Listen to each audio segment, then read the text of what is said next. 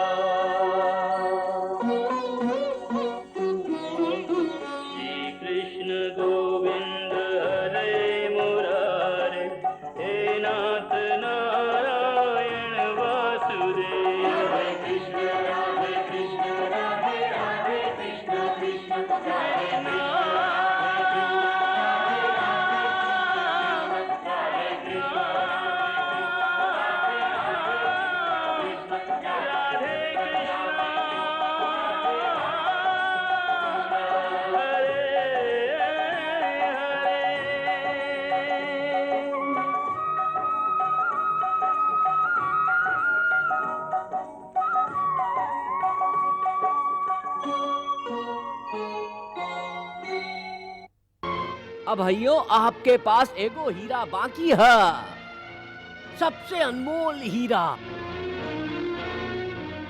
ना, हमरा पास कौनो हीरा नहीं के।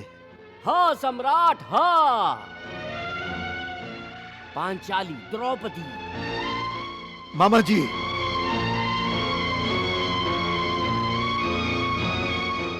हाँ द्रौपदी। खेली सम्राट युधिष्ठिर अपन अंतिम दांव, आर या पार।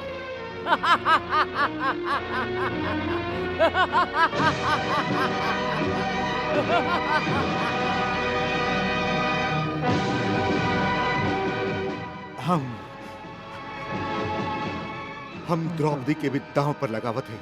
द्रौपदी, द्रौपदी मामा जी, 12 मामा जी। हाँ जरूर मिली भगिना, जरूर।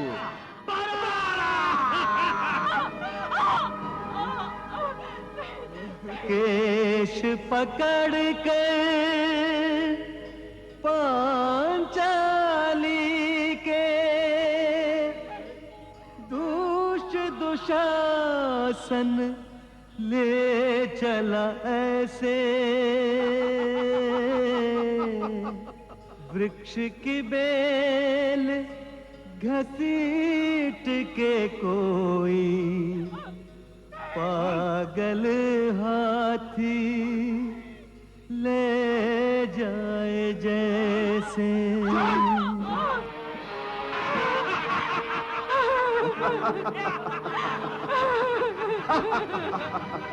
दुशासन, जे आज्ञा भाई जी। चलो उठ।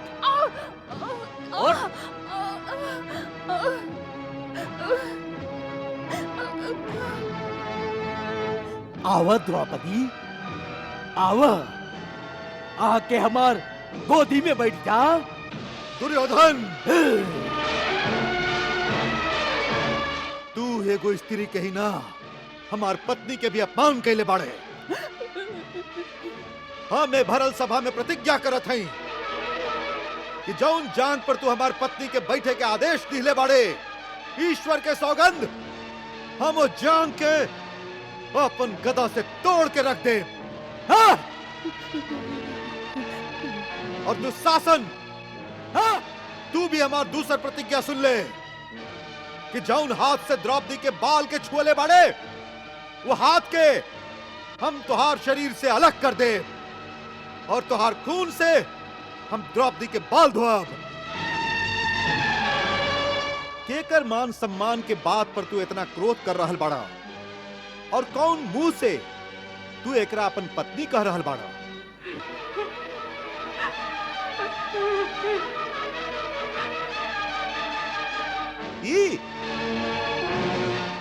अरे ई ता 5 पतियन के पत्नी है।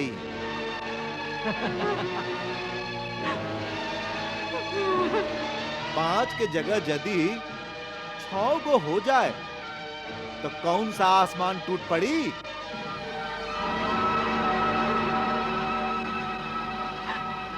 दुशासन, द्रौपदी के निर्वस्त्र कर दा, निर्वस्त्र कर दा,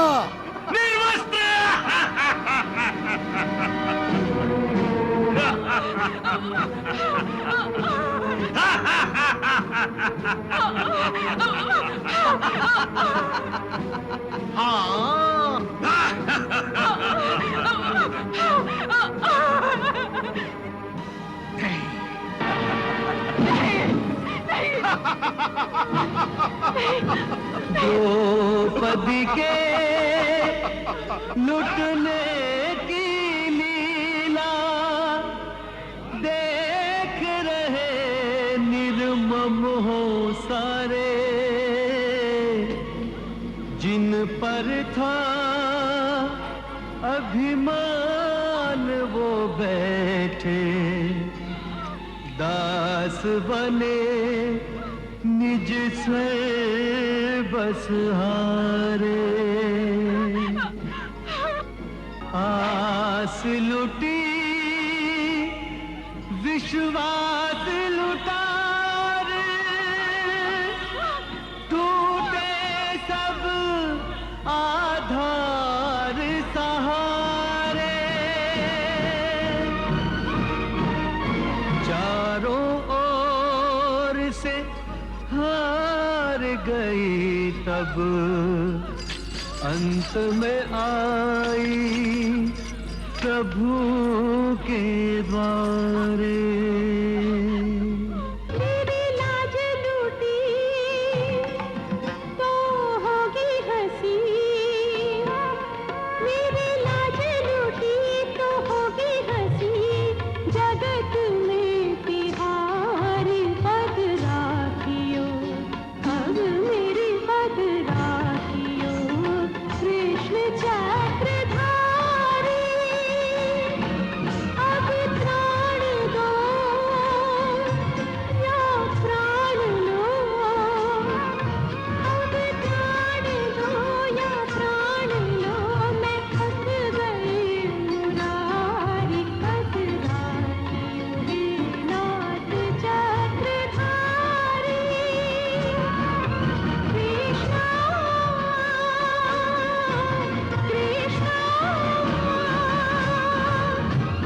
कृष्णा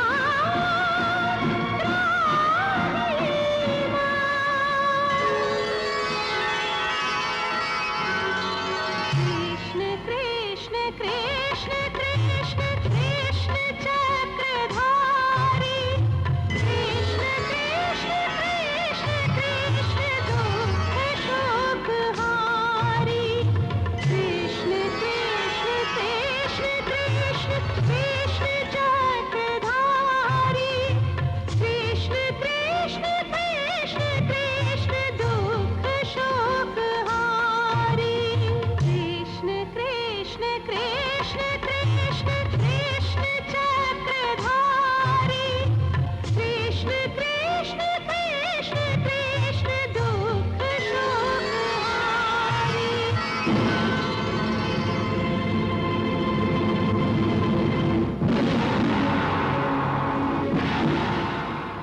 एकरा बाद फिर सभा में हंगामा शुरू हो गई। हर आदमी आपन आपन बोली बोलत रहे। केहू पांडव लोग के हक में चीखत रहे तो केहू कौरव के हक में चिल्लात रहे। आखिर एक फैसला भइल कि पांडव लोग 12 बरिस खातिर वनवास और 1 बरिस खातिर अज्ञातवास में जइहे। शर्त इहो रहे कि यदि अज्ञातवास में पकड़ लिहल गईलन तो उ लोग के फिर 12 बरिस वनवास और 1 बरिस के अज्ञातवास खातिर जाए के हुई। यहाँ तक कि पांडव लोग अपन ज्येष्ठ पिताजी के आज्ञा के अनुसार आपन राजसी वस्त्र त्याग के वनवास जाए खातिर तैयार हो गए।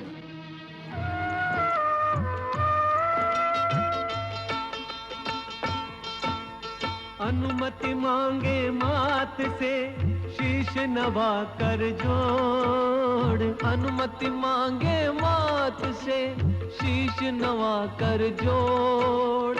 भारी मन से जा रहे मातृभूमि को छोड़। राजा दास बने अनुजों संग राजा दास बने।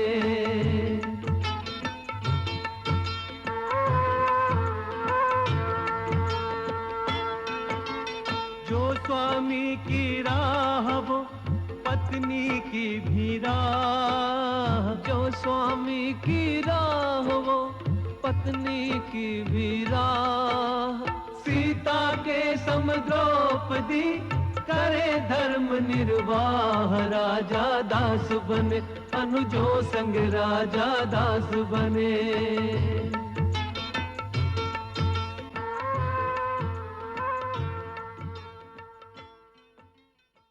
मामा जी, हमके बात के पूरा विश्वास है कि दूत से पहले आप जादू मंत्र से पासा के अपना वश में कर ली ले रही। तबे तो पासा आपके इशारा पर नाचत रहे।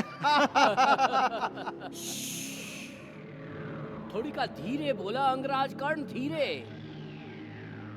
सुनला ना तू, दीवार के भी कान होखेला। यदि शकुनी मामा के षड्यंत्र के केहू के पता चल गईल तो अनर्थ हो जाई, अनर्थ। हाँ, अब कोनो अनर्थ ना हुई मामा जी ना। अब हमार केहू कुछ ना बिगाड़ सकेला। अब हम राजा हो गए हैं, राजा। पांडव लोग जंगल में पहुंच के निराश हो गए रहलन। श्री कृष्ण उन लोग के हिम्मत बढ़ावली और उन लोग के कौरवन के कुटिल चाल समझावली, जे यह चाहत रहन कि पांडव निराश और बलहीन हो जास। कौरवन के यह चाल के विफल करे खातिर श्री कृष्ण पांडव लोग के बतौली कि 13 बरिस के वनवास असल में तू लोग खातिर विधि के वरदान हा। ऐसे विधि के वरदान के लाभ उठा के पांडव लोग के आपन शक्ति, आपन बल बढ़ावे के चाहिए।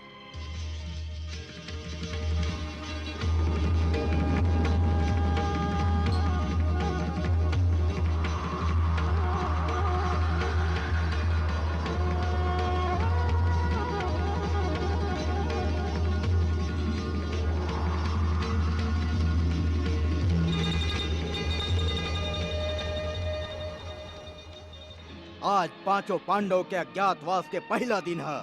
जाओ उनकर चारों दिशा में तलाश करा। हर शहर, हर राज्य, हर गली में उनका के खोजा। जंगल, बस्ती, पहाड़, पर्वत, हर जगह उनका तलाश करा। आकाश पाताल एक कर दा।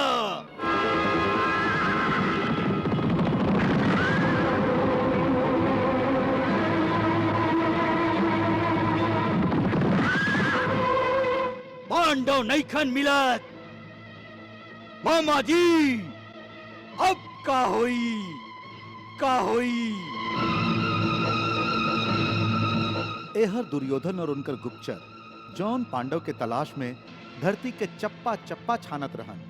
ऊ पांडव विराट नगरी के राजा के महल में राजा के दास बन के अज्ञातवास पूरा करत रहन। सम्राट युधिष्ठिर कंक भट्ट के नाम से राजा के मुसाहिब बन के चौसर खेल के उनकर मनोरंजन करत रहन।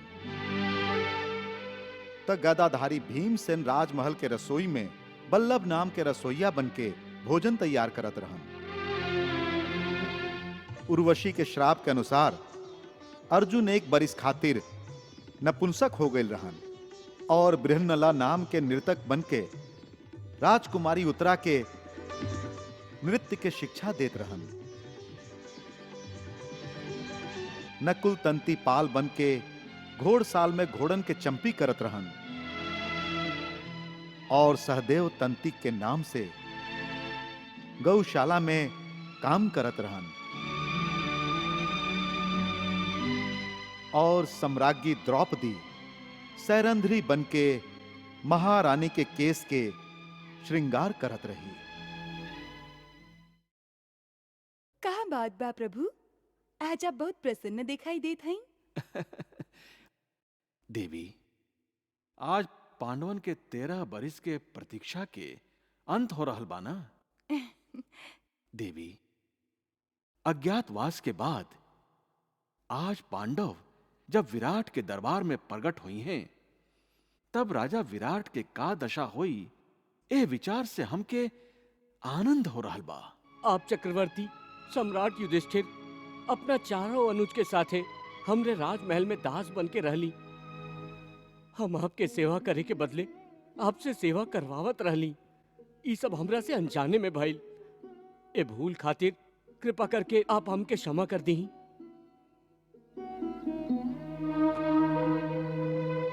ना ना महाराज, ना, ये आप का करत हैं? अनजाने में भइल भूल खातिर आप क्षमा मांगत हैं? बल्कि आप हम लोग के ना पहचान ली, हम लोग खातिर यह अच्छा भइल। यदि पहचान जाती तो हम लोग खातिर लुकाइल बहुत कठिन हो जाइत और हम लोग अज्ञातवास में पकड़ा जाती।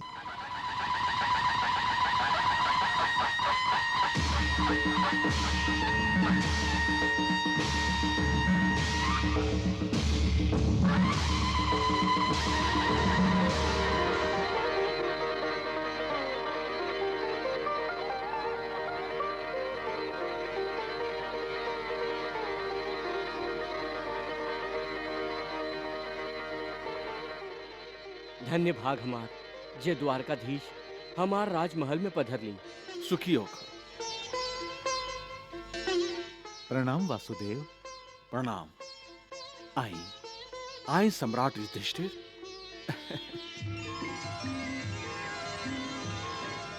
13 बरिस पहले जुआ में सब कुछ हार के उ गरीब हो गईलन। बाकी अज्ञातवास की बात अब हम लोग के उनका राजपाट लौटावे के हुई। ना माई ना, हस्तिनापुर के फिर से टुकड़ा करके हम पांडवन के इंद्रप्रस्थ ना लौटाई। यदि पांडवन हमरा से उलझे के कोशिश कैलन तो युद्ध जरूर होई। यदि दुर्योधन के तलवार युद्ध खातिर उत्सुक बा, तो हमार तलवार भी उनका से युद्ध खातिर तड़पाता। गौरव भरल सभा में हमारा पुत्री द्रौपदी के जो अपमान कैलन, ओकर प्रतिशोध लेवे खातिर पांचाल राज्य के हर तलवार 13 बरिस से सुतल नहीं थे। द्रौपदी हमार बहन है और हमार बहन के लाज पर हाथ डाल के कौरव हमके ललकर ले बाड़न। अपन बहन के राखी के सौगंध बा, जब तक हम धृष्टद्युम्न कौरवन के निर्लज्ज हाथ के काट के ना फेंकब, तब तक द्रौपदी के अपमान के बदला पूरा ना होई। हमू अपन दोनों प्रतिज्ञा पूरा करे खातिर युद्ध के प्रतीक्षा कर रहा हैं। भैया, आप युद्ध के आज्ञा दी। इस समय तो राजकुमारी उत्तरा और अभिमन्यु के बियाह के बाद सम्राट युधिष्ठिर, बियाह टल भी सकेला, बाकी युद्ध ना। बियाह के टाले के आवश्यकता नहीं है। यदि हम लोग के टाले ही के बाद, तो युद्ध के टाले के प्रयास करे के चाहिए। काहे कि जब तक युद्ध अनिवार्य ना होके, उससे बचल ही उचित है। यदि आप सब चाहें तो युद्ध से बचे खातिर हमरा लगे एगो उपाय बा। उका उपाय बा मधुसूदन? शांति के प्रयास। हे जनार्दन, तू तो सब जाना ताड़ा। हमार शरीर जरूर एह राज सिंहासन पर बैठल बा, लेकिन हमरा आत्मा के केहू संबंध के प्रेम जाल में फंसा के कोनो अनहार कारागार में बंदी बना देले बा। हम ए संबंध में विवश हई, हम विवश हई। हम कुछ ना कर सके, हम कुछ ना कर सके।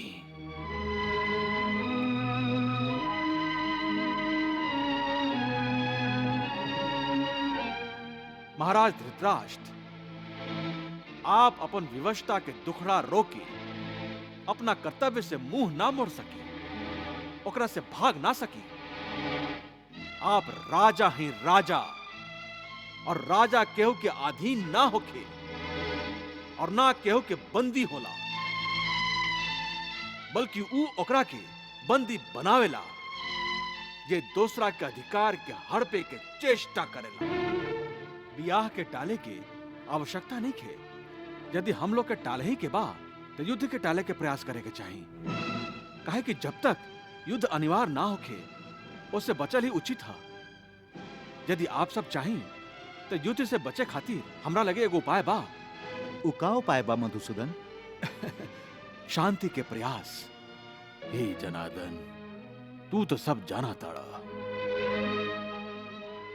हमार शरीर जरूर एह राज सिंहासन पर बैठल बा, लेकिन हमरा आत्मा के केहू संबंध के प्रेम जाल में फंसा के कोनो अनहार कारागार में बंदी बना देले बा।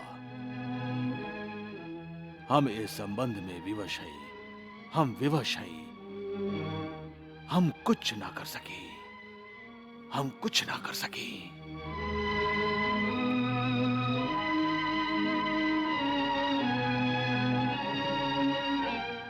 महाराज धृतराष्ट्र, आप अपन विवशता के दुखड़ा रोके अपना कर्तव्य से मुंह ना मोड़ सके, ओकरा से भाग ना सके। आप राजा हैं राजा, और राजा केहू के अधीन ना होके और ना केहू के बंदी होला, बल्कि ऊ ओकरा के बंदी बनावेला जे दूसरा के अधिकार के हड़पे के चेष्टा करेला। भगीना, श्री कृष्ण तो अब शांति के भाषा की जगह युद्ध के भाषा बोल रहल बाड़न। ई दूत के मर्यादा के उल्लंघन है। ई जीजाजी के हम लोग के विरुद्ध भड़का के हम लोग के बंदी बनावल चाहत बाड़न। हाँ, अरे ई का हमरा के बंदी बनवाई?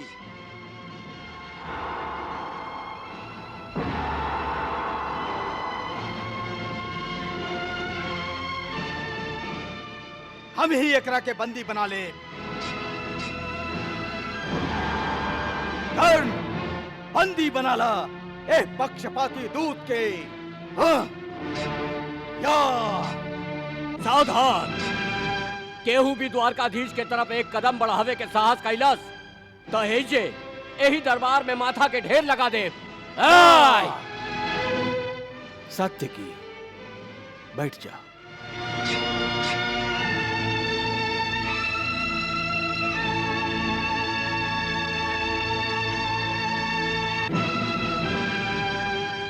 आवा आवा दुर्योधन, आवा कर्ण, आवा हमके बंदी बना ला।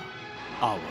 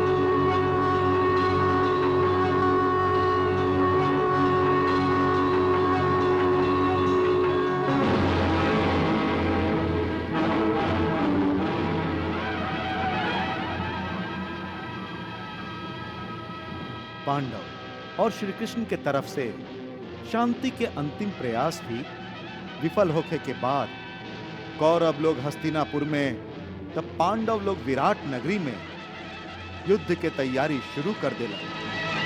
पूरब पश्चिम उत्तर दक्षिण हर क्षेत्र के राजा के एह महायुद्ध में अपना ओर से लड़े के खातिर न्योता भेजल गए और बड़ बड़ राजा महाराजा सम्राट युधिष्ठिर और कौरव के सभा में उपस्थित होके अपना अपना सेना के उनकर नेतृत्व में देवे लगलन।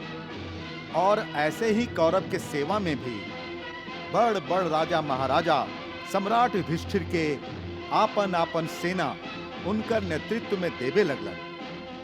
एहर कौरव सब भीष्म पितामह के आपन सेनापति बनौलन।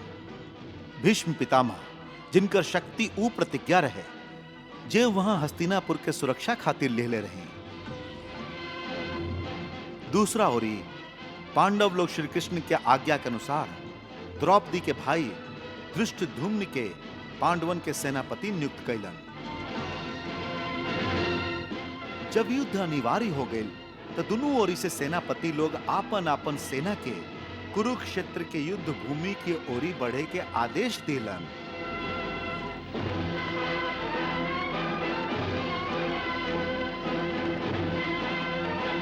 हम पितामह भीष्म कौरव सेनापति अपन सगरे सेना के कुरुक्षेत्र की ओर प्रस्थान करे के आदेश देते हैं। ए महाभयंकर युद्ध के टाले के हर प्रयास विफल हो गए तो दोनों ओरी के सेना आखिर महाविनाश के ओरी बढ़े लागल। घुड़सवार पैदल और हाथी दल युद्ध भूमि में पड़ाव डाले खातिर बढ़त जात रहा। योद्धा लोग के संख्या के देख के ऐसन लागत रहे कि जैसे कुरुक्षेत्र में योद्धा लोग के बाढ़ आ गए रहे जे सगरे युद्ध भूमि के ढक लीले रहे। ए महाविनाशकारी युद्ध के रोके के हर प्रयास कईल गए रहे। बाकी मनुष्य चाहे जे करे, विधि जे घटना निश्चित कर देवेली ओकरा केहू न टाल सकेला। विधि के विधान ऐसने है।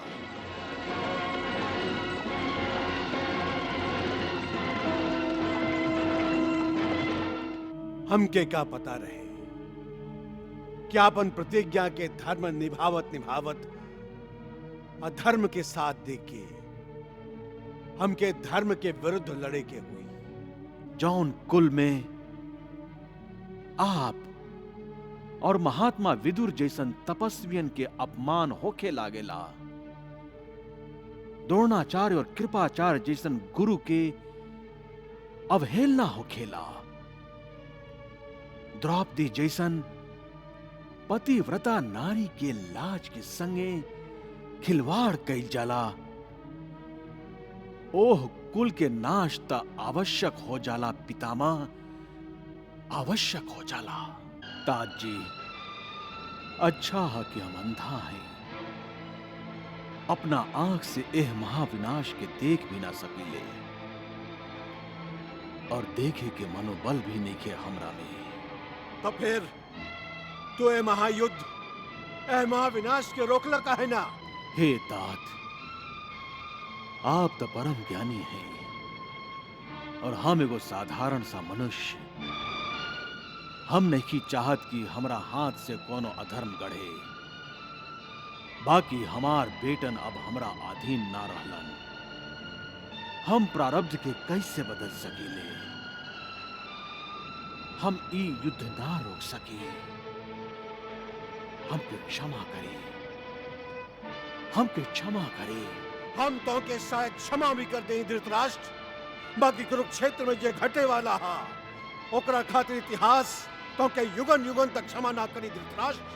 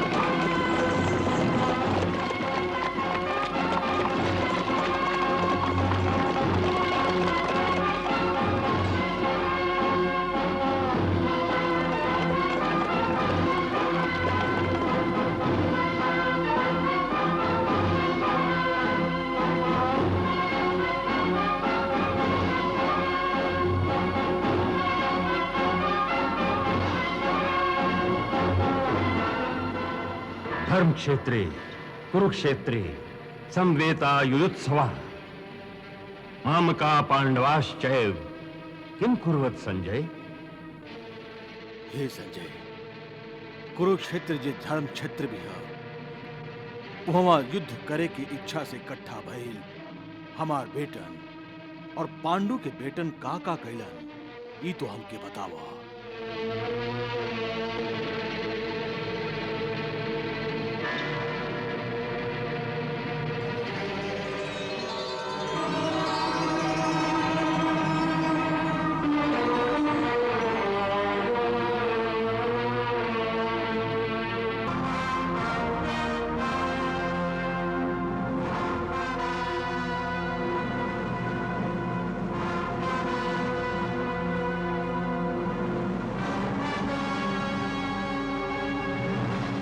हे केशव, हम कौरव लोग के सेना के अवलोकन कइल चाहत हई। हमार रथ दोनों सेना के बीच में ले चली। त तू देखल चाहतारा कि दुर्योधन के विजयी बनावे खातिर के योद्धा सम्मिलित भइल बाड़न और तोहके केकरा केकरा से युद्ध करे के हुई। हाँ केशव, हम इहे देखल चाहत हई।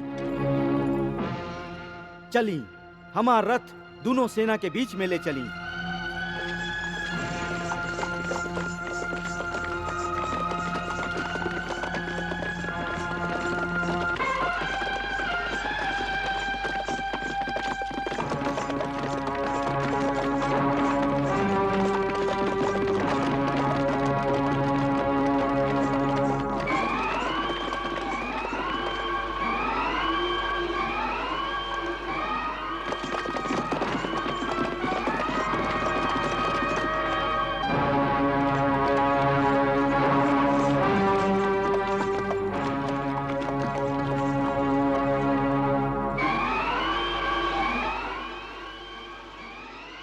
हे अर्जुन, तुम्हारी इच्छा के अनुसार हम तुम्हारी रथ दोनों सेना के बीच में ले आए हैं।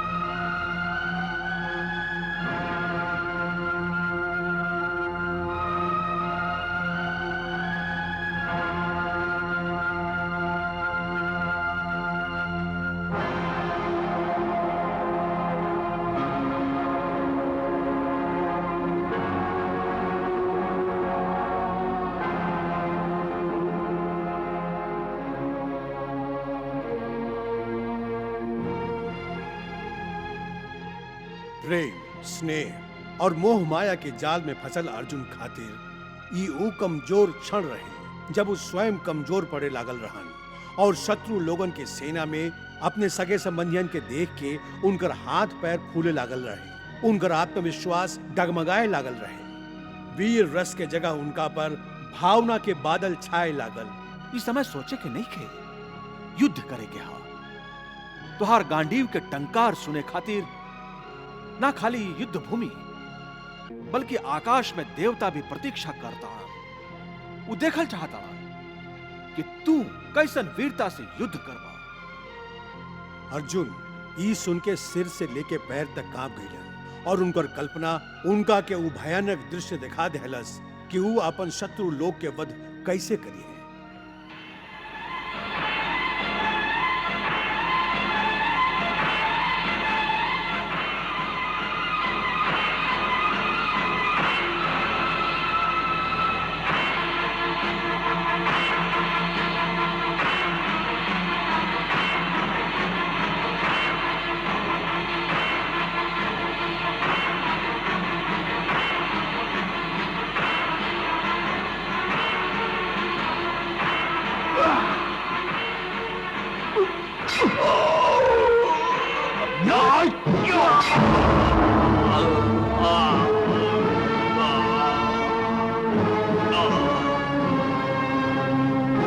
अर्जुन,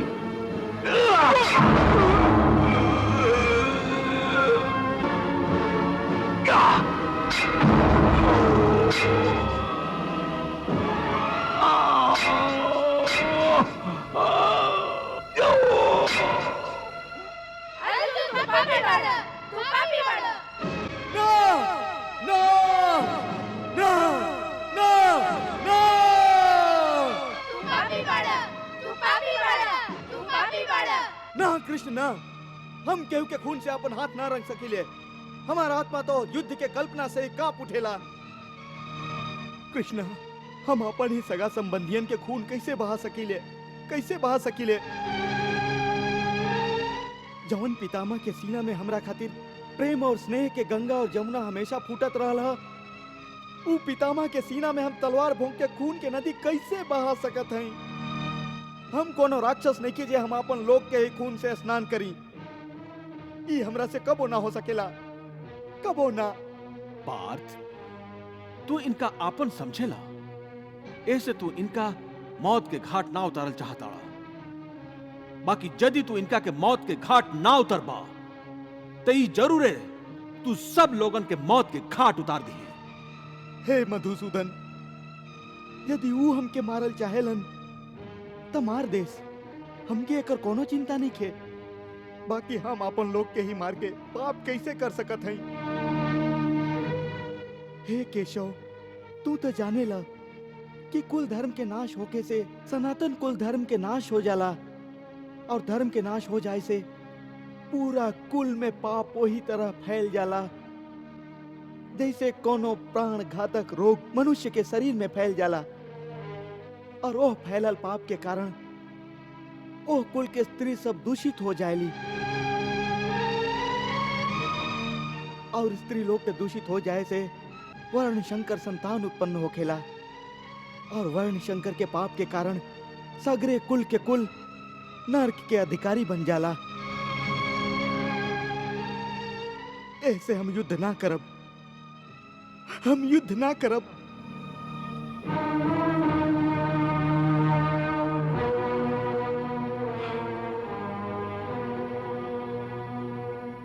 कृष्णा